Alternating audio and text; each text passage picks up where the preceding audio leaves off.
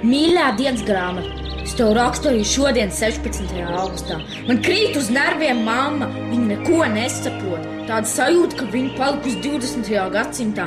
Beidzot, es esmu sapratusi, ka viņas dēļ es esmu vienmēr bijusi pelēkā. Kaut kāds sviests ar viņu.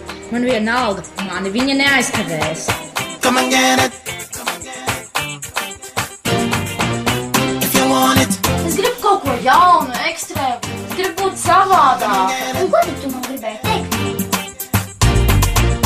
If you want it, come and get it. I got it.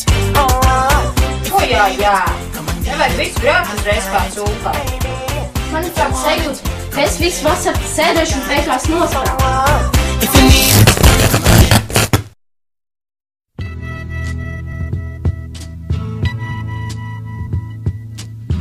Paskaties, cik es esmu resna! Paskaties! Viss!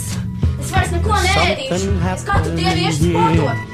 Pirmkārt, es nekad vairs nebūšu tā nīkula, kas sēž pie televizoru, kā es sakrustojas baltās čīpiņās, nedarot normāli to, kas man patīk.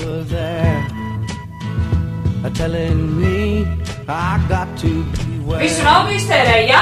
Var sadarēt, ka mamma tur sēžas tīžot vasot izlozājumu.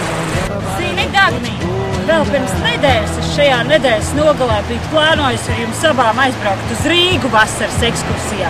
Mēs nebrauksim? Mēs te tikai nebrauksim. Tu vispār šonedēļ no mājas neizies ārā.